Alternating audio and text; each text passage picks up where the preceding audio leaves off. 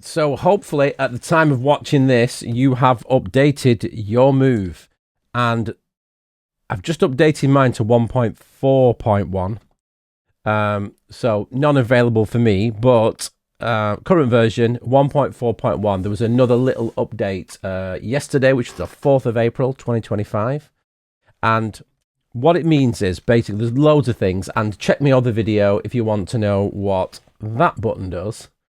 Add new clip, but check the video up there. There's another video on this playlist that talks about that. But this one, really important for me, is if you are used to push, I've got a push over here, this incorporates the layout for the notes, which is called fourths, which is fourth interval. Now, if you're not too sure what this means, I'll just try and explain it by going through the other ones. But I've got mine in fourths, and there it will stay, because this is my preferred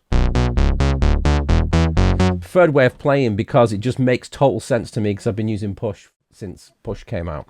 So if I go here, shift, and into the key selection with chords and scales, and again I've got another video on that if you want to know what that means, but this kind of adds something extra to it as well. So this is in B minor, so it doesn't matter which one you do have here, but you may have seen before in my other videos, I teach you how to make the chords using chromatic. So chromatic means every note, all the notes of the scale. So in this case, you can see the B minor scale. But if you play it chromatically, it's every.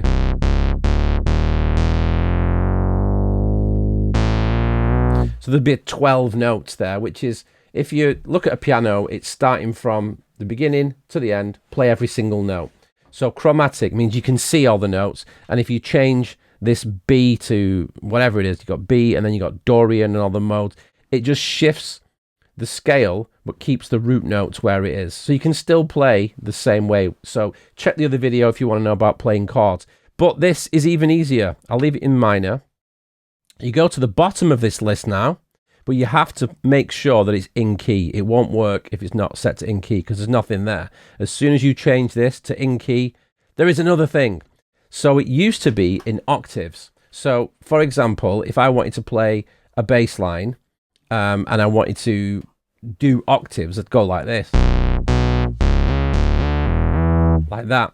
And if I wanted to do notes in between, I'd have to play it in a line, because this means. And then you see where it goes green, another place to play the same note.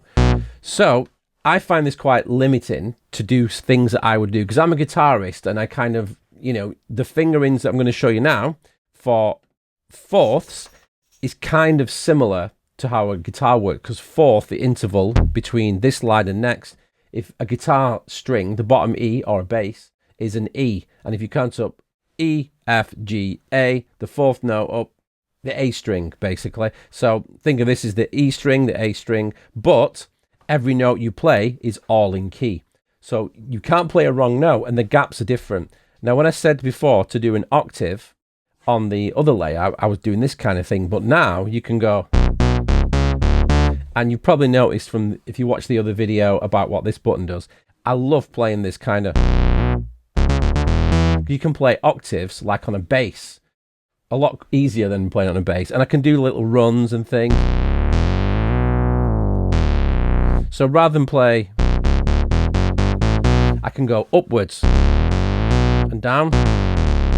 It's just so much easier. So once you work out little patterns, that's an octave as well. So where it goes green is another place to play that same note, just like push. If you're coming from push, this is just, you know, you probably wish they had this since day one. But if this is all new to you, the way you can do things using the fourths, you can play chords easier as well. So this is for individual notes, like scales.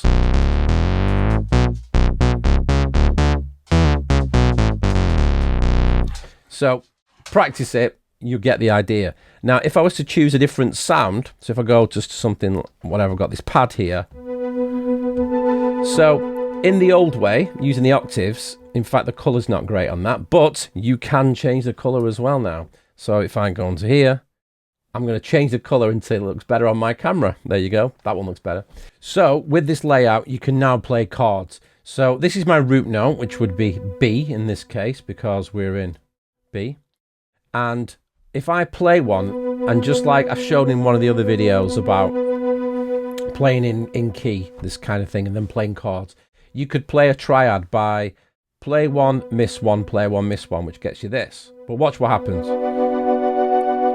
You see we've got another note that's popping up here, and that is another place to play this note. What it means now, you've got this kind of movable shape. So like a guitar, if you know a bar chord or something, you keep the shape and you can move it around. So if I do this, so that would be like chord 1, chord 3, chord 4 and so on. So this is the same as that.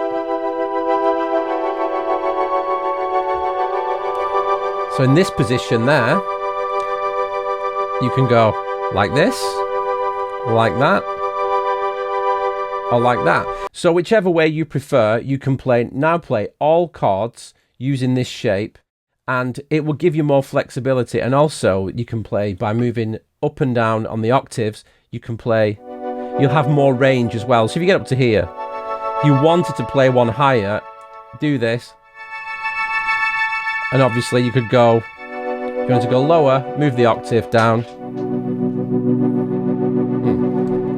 That one sounds better, doesn't it? So make sure you're in key and then scroll to the bottom and you've got fourths. You've got fourths or octaves, but whichever you prefer. But that's just a quick tip. And I think as a whole, it gives you a little bit more scope to play things. And again, if you've been using push, it's a logical progression. And if it's all new to you, give it a try. So I hope that's helpful. Do check out the other videos on the channel and also the Quick Tips Move playlist, which this will be part of. And I'll keep adding them in the future as updates happen and things start to change. Do like and subscribe. It really helps me with this channel. And also, thanks for watching.